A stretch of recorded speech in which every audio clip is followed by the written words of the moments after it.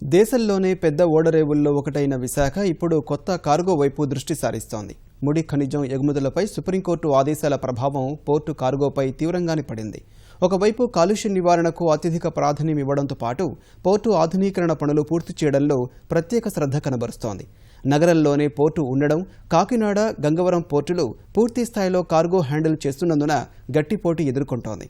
ఈ క్రమంలో పోర్టు ఈ ఏడాది పెట్టుకున్న ప్రణాళిక, దేశీయ రవాణాకున్న అవకాశాలు, విభజన తర్వాత వీటిపై పెరుగుతున్న శ్రద్ధ వంటి అంశాలపై పోర్టు చైర్మన్ కృష్ణబాబుతో ఈటీవీ ముఖాముఖి ఇప్పుడు చూద్దాం. దేశంలోని ప్రధాన పోర్టుల్లో విశాఖపట్నం ఒకటి. గత కొంతకాలంగా ప్రైవేటు పోర్టులతో గట్టి పోటీ ఎదుర్కొంటోంది విశాఖపట్నం పోర్ట్. 8 దశాబ్దాలుగా ఈ పోర్టు అందిస్తున్న సేవలు, అలాగే కొత్త కార్గోని ఈ పోర్టుకు రప్పించడంలోని ప్రముఖ పాత్ర ఏం వహిస్తున్నాయి, అలాగే దీనికి సంబంధించి ఈ పోర్టు ఏ రకమైన సమస్యలను అధిగమించి ఈ 2016-17 ఆర్థిక సంవత్సరంలో లక్ష్యాలని ఎలా చేరుకుంటుందన్న అంశాలని పోర్టు చైర్మన్ కృష్ణబాబు గారు ప్రస్తుతం మనతో ఉన్నారు. కృష్ణబాబు గారు నమస్కారం అండి. ఈ 2015-16లో మీరు లక్ష్యానికి ఎంత చేరువలో ఉన్నారు, ఏ రకంగా మీరు దాన్ని కార్గోని మీరు హ్యాండిల్ చేయగలిగారు? అంటే 15-16 మనకి కొంత ప్రతికూల పరిస్థితులు ఉన్నాయి. మనకి డ్రెడ్జింగ్ అదంతా కూడా ఇన్నర్ హార్బర్ డ్రెడ్జింగ్ అవన్నీ కంప్లీట్ అవుతున్న బాగా జరుగుతున్న పీరియడ్ కాబట్టి కొంత వెసల్ మూవ్మెంట్ అది ఇబ్బంది ఉండటం వలన ఆల్మోస్ట్ ఓన్లీ 24 అవర్స్ ఆల్టర్నేటివ్ డేసే మనం షిప్పింగ్ మూవ్మెంట్స్ అలౌ చేశాము. అంటే ప్రైవేట్ పోర్ట్స్ ఇప్పుడు కాకినాడ కానీ గంగవరం కానీ డెఫినెట్లీ వాళ్ళకి ఫ్లెక్సిబిలిటీ ఉంటుంది. వాళ్ళ మేనేజ్మెంట్ ఏ రకమైన డెసిషన్ అయినా తీసుకోవడానికి ఈజీగా వెసులుబాటు ఉంటుంది. ఈ మేజర్ పోర్ట్స్, ఎస్పెషల్లీ గవర్నమెంట్ సెక్టార్లో ఉన్న మేజర్ పోర్ట్స్కి రేట్స్ అన్నీ కూడా tariff authority for major ports finalize చేస్తుంది. సో దాని ప్రకారమే మనం ఆపరేట్ చేయాలి. అదే private management customer to customer, situation to situation, అలాగే కార్గో టు కార్గో ఇలా డిఫరెన్షియేట్ చేసి వాళ్ళు కన్సెషన్స్ ఇవ్వడానికి అవకాశం ఉంటుంది. కాబట్టి ఇది కొంచెం అన్హెల్దీ కాంపిటీషన్ ఇప్పుడు నడుస్తోంది. ఇప్పుడు ప్రజెంట్ కెపాసిటీ మనకి 93 మిలియన్ టన్స్ వరకు మనం హ్యాండిల్ చేయగలము. ఇది ఆల్మోస్ట్ 125 మిలియన్ టన్స్ పెంచడానికి మనం ఏర్పాటు చేస్తున్నాం. దేశంలోని మేజర్ పోర్టులో ఒకప్పుడు నెంబర్ 1 పోర్టుగా ఉండేది. ఇప్పుడు మళ్ళీ అదే స్థానాన్ని చేరుకోవడానికి మీరు చేస్తున్న ప్రయత్నాలు ఏంటి?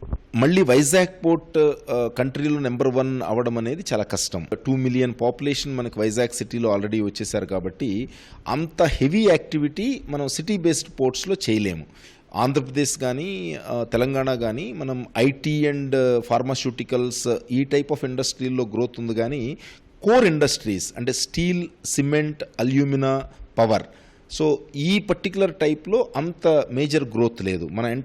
మనం కూడా డిపెండ్ అయ్యేది only Chhattisgarh and Orissa cargo మీదే మనం డిపెండ్ అవుతున్నాం. అందుకనే మనకి సిటీ బేస్డ్ పోర్ట్ కాబట్టి మనం ఎక్కువ కంటైనరైజేషన్ మీద, లిక్విడ్ కార్గో మీద, స్టీల్ అండ్ అదర్ ఐటమ్స్ మీద మనం కాన్సన్ట్రేట్ చేస్తున్నాం. మన కోల్ అండ్ ఐరన్ ఓర్ మీద డిపెండెన్స్ తగ్గించడానికి ప్రయత్నం చేస్తున్నాం. ఖనిజాల ఎగుమతుల మీద ఇప్పుడు ఉన్న నిషేధం కానీ, లేకపోతే ఇప్పుడు పెట్టిన ఆంక్షలు కానీ, ఇవి పోర్టు కార్గో మీద ఎటువంటి ప్రభావం చూపుతున్నాయి? ఐరన్ ఓర్ ఎక్స్పోర్ట్స్ బ్యాన్ చేసిన తర్వాత, అలాగే ఐరన్ ఓర్ మన ప్రొడక్షన్ మైన్స్ ప్రొడ్యూస్ చేయడం మీద రెస్ట్రిక్షన్స్ సుప్రీంకోర్టు డైరెక్షన్స్ వలన పెట్టిన తర్వాత చాలా మేజర్ డ్రాప్ ఉంది మనకి. ఆల్మోస్ట్ ఒక స్థాయిలో ఆల్మోస్ట్ 16 మిలియన్ టన్నుల వరకు మనం చేసాం ఓన్లీ ఐరన్ ఓర్. ఇప్పుడు almost average around 8 million tons మనం చేస్తున్నాము. ఆల్మోస్ట్ లైక్ 50% అయిపోయింది. మన దగ్గర నుంచి ఎక్స్పోర్ట్స్ అనేది ఓన్లీ అల్యూమినియం ఇన్గాట్స్ కానీ, అల్యూమినా కానీ, తర్వాత కొంత ఫుడ్ గ్రెయిన్స్ ఎక్స్పోర్ట్ అవుతున్నాయి, తర్వాత ఫినిష్డ్ ప్రొడక్ట్స్ కొన్ని అవుతున్నాయి. ప్రధానంగా కాలుష్యానికి సంబంధించి పోర్టు ఎన్ని చర్యలు తీసుకుంటున్నప్పటికీ విమర్శలను అయితే ఎదుర్కొంటుంది. దీన్ని మీరు ఏ దృష్టితో చూస్తున్నారు, ఎలా పరిష్కరిస్తారు? మనం 2009తో కంపేర్ చేసుకుంటే కనుక ఇప్పుడు ఆల్మోస్ట్ మనం 70% మెకనైజ్ చేసి స్ప్రింక్లింగ్ సిస్టము, ఫాగింగ్ సిస్టము పెట్టాము. సో అలాగే మనం హ్యూజ్ ప్లాంటేషన్ మనం టేకప్ చేస్తున్నాము. మనకి ఈ మలేషియన్ పోర్ట్స్ కానీ, లేకపోతే జపనీస్ పోర్ట్స్ కానీ, మిగతావన్నీ కంప్లీట్గా కంటైనర్ కార్గోనే వాళ్ళు ఎంచుకుంటున్నారు. ఎక్కడ నాన్ పొల్యూటింగ్, అదే సిటీ బేస్డ్ ఉన్నప్పుడు కూడా ఎక్కడ పొల్యూషన్ అనేది కనబడడం లేదు. మన పోర్టు ఆ స్థాయికి చేరే అవకాశం ఉందా? మన ఎకానమీ గ్రో అవుతున్న కొందికి గ్రాడ్యువల్గా పెరుగుతుంది. ఇప్పుడు ఓవరాల్గా చూస్తే కనుక సింగపూర్ మనం చూస్తే సింగపూర్ కానీ హాంకాంగ్ కానీ దుబాయ్ కానీ 90 to 92% టోటల్ ఎంటైర్ కార్గో కంటైనరైజ్డ్ ఫార్మ్లో వస్తుంది. వేరేజ్ ఇండియాలో 10%. సో 10% 90% అవ్వడం అనేది డెఫినెట్లీ ఇమీడియట్ ఫ్యూచర్లో మనం ఎక్స్పెక్ట్ చేయలేము. రాష్ట్ర విభజన జరిగిన తర్వాత 13 జిల్లాలతో కూడిన ఆంధ్రప్రదేశ్కి ఈ పోర్టుల ద్వారా వచ్చే రెవెన్యూని ఎక్కువగా ప్రొజెక్ట్ చేసుకోవాలి, అలాగే ఎక్కువగా తీసుకోవాలనేసి రాష్ట్ర ప్రభుత్వం భావిస్తోంది. మేజర్ పోర్టుగా మీరు ఈ పోర్టుల నుంచి వచ్చే కాంపిటీషన్ ఎట్లా ఎదుర్కోబోతున్నారు? ఏ ఇండస్ట్రీస్కి, మేజర్ ఇండస్ట్రీస్కి మనం అతి దగ్గరలో ఉన్నాము అనేదే అల్టిమేట్గా డిసైడ్ అవుతుంది. ఇప్పుడు ఎన్ని పోర్ట్లు వచ్చినా సరే మన హింటర్ల్యాండ్, వైజాగ్ ఉన్న hinterland Chhattisgarh and Orissa and part of Madhya Pradesh, part of Maharashtra. ఇది నువ్వు ఇంకొక 10 పోర్ట్లు పెట్టినా సరే అవి వైజాగ్తో కంపీట్ చేయలేవు. వైజాగ్ చెన్నై ఇండస్ట్రియల్ కారిడార్, అలాగే Chennai and Bengaluru industrial corridor, ఈ 2 కారిడార్స్ మన ఆంధ్రప్రదేశ్ నుంచి వెళుతున్నాయి. సో ఒక corridor exclusively Andhra Pradesh, Vizag Chennai industrial corridor. So ఇందులో నోట్స్ని ఆల్మోస్ట్ 5 నోట్లని గవర్నమెంట్ ఫైనలైజ్ చేసింది. సో ఈ నోట్స్లో ఏ టైప్ ఆఫ్ ఇండస్ట్రీస్ వస్తాయి, ఎంతవరకు మనం ఇండస్ట్రియలైజేషన్ మనం చేయగలము, core industries, manufacturing related industries ఎన్ని బాగా అట్రాక్ట్ చేయగలిగితే గనక ఈ పోర్ట్స్కి ఆ రకమైన వృద్ధి ఉంటుంది. గవర్నమెంట్ ఆఫ్ ఇండియా చాలా పెద్ద ప్రాజెక్ట్ సాగర్మాల అని టేకప్ చేశారు. సాగర్మాలలో మెయిన్ కాంపోనెంట్స్ ఏంటి? ఉన్న పోర్ట్స్ని మెకనైజ్ చేసి, మోడర్నైజ్ చేసి, ఇంటర్నేషనల్ పోర్ట్స్ లెవెల్లో ఆ రకమైన ఎఫిషియన్సీస్ బిల్డ్ చేయడం ఫస్ట్ కాంపోనెంట్. దాని తర్వాత పోర్ట్స్ నుంచి డిమాండ్ సెంటర్స్కి, అంటే ఎక్కడైతే మనకి డిమాండ్ ఉందో అక్కడికి evacuation, road, rail and inland water ways, ఈ 3 రకాలుగా మల్టీ మోడల్ ట్రాన్స్పోర్టేషన్ ఎంత ఎఫెక్టివ్గా మనం చేయగలం అనేది సెకండ్. పోర్ట్ని ఒక సెంటర్గా చేసుకుని ఒక 30-50 కిలోమీటర్స్ దూరంలో కోస్టల్ ఏరియాల్లో ఎన్ని రకాల ఇండస్ట్రీస్ని మనం ప్రమోట్ చేయగలం. కోస్టల్ మీద డిపెండ్ అయి ఉన్న ఫిషర్మెన్ కానివ్వండి, ఇతర కమ్యూనిటీస్ని కానివ్వండి, వాళ్ళని ఈ డెవలప్మెంట్ ప్రాసెస్లో ఎలా ఇంటిగ్రేట్ చేస్తూ ముందుకెళ్తాం అనేది ఈ 4 కాంపోనెంట్స్ని బేసిక్గా ఫోకస్ చేస్తూ సాగర్మాలలో చేస్తున్నారు గవర్నమెంట్ ఆఫ్ ఇండియా. ఉన్న కాస్త కార్గోని 4 పోర్టులు డివైడ్ చేసుకుంటే కనుక ఉన్న పోర్టు ఎకనామికల్లీ అన్వైబుల్ అవుతుంది, వచ్చే పోర్ట్స్కి ఎకనామిక్ వైబిలిటీ అస్సలు రాదు.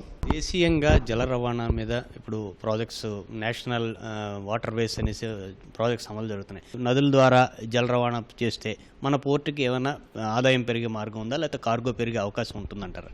Government of India already national water way 5, so Kakinada నుంచి పాండిచ్చేరి, సో ఇది ఆల్రెడీ శాంక్షన్ ఇవ్వడం జరిగింది through via Buckingham canal. So ఇది కాకినాడ నుంచి భద్రాచలం కనెక్ట్ అవుతుంది. భద్రాచలం నుంచి మనకు గనక ఈ పోలవరం ప్రాజెక్ట్ అయిపోతే గనక పోలవరం కెనాల్ వైజాగ్ వస్తోంది. సో ఆ పోలవరం కెనాల్ వచ్చిన తర్వాత మనం వైజాగ్ను కూడా కనెక్ట్ చేయొచ్చు. ఇండియాలో వాటర్ వేస్ మీద ట్రాన్స్పోర్టేషన్ లెస్ దాన్ 2% ఉంది టోటల్ కార్గోలో. ఒక టన్ను మనం మూవ్ చేయాలంటే గనక మేబీ వాటర్ వేస్లో 20 పైసే అయితే గనక, రైలు అయితే 50 పైసలు అవుతుంది, రోడ్ అయితే గనక 1 రూపీ అవుతుంది. అంటే ఆల్మోస్ట్ 5 times సేవింగ్ ఉంటుంది. ఈ 16-17 ఆర్థిక సంవత్సరంలో మనం కొత్త కార్గోని ఏమైనా ఇనిషియేట్ చేస్తున్నామా, లేదంటే మన టార్గెట్ ఏ రకంగా ఉంది, దాన్ని మనం ఎలాగ కార్యాచరణలో చూపిస్తున్నాం? లాస్ట్ ఇయర్ ఇదే టైంకి ఉన్నదానికన్నా 2 million tons ఎక్స్ట్రా ఆల్రెడీ చేశాము. సో 15% గ్రోత్ రేట్ ఆల్రెడీ ఉంది లాస్ట్ ఇయర్తో కంపేర్ చేసుకుంటే. ఇదే కనుక కంటిన్యూ అయితే కనుక డెఫినెట్లీ మనం 63 million tons రీచ్ అవ్వగలమనే కాన్ఫిడెన్స్ ఉంది. సో దీనికి రకరకాల మార్కెటింగ్ ఎఫర్ట్స్ చేస్తున్నాము. ఇంపోర్టెడ్ స్క్రాప్ కానివ్వండి, స్టీల్ స్క్రాప్ కానివ్వండి, వుడ్ చిప్స్ కానివ్వండి, టింబర్ లాగ్స్ కానివ్వండి, సో అలాగే కొన్ని కంటైనరైజేషన్, యాక్చువల్గా కోస్టల్ మూవ్మెంట్ పెంచడం కానీ, కంటైనరైజేషన్ ఇంప్రూవ్ చేయడం కానివ్వండి, అలాగే ఫుడ్ ప్రొడక్ట్స్ ఎక్స్పోర్ట్ చేయడం ఇప్పుడు వరకు కాకినాడలో మేజర్గా అవుతున్నాయి. సో ఇప్పుడు మనకు రాయపూర్ నుంచి కాకినాడ వెళుతున్నారు. బట్ మనం అట్రాక్ట్ చేయాలంటే కనుక మనం మంచి స్టోరేజ్ స్పేస్లు కట్టాలి. సో ఆ స్టోరేజ్ స్పేస్ కూడా మనం కడుతున్నాము. సో అలా డిఫరెంట్ కార్గోస్లో మనం అట్రాక్ట్ చేసి మచ్ మోర్ ఎఫిషియెంట్గా డీల్ చేయడానికి మనం ప్లాన్ చేస్తున్నాం.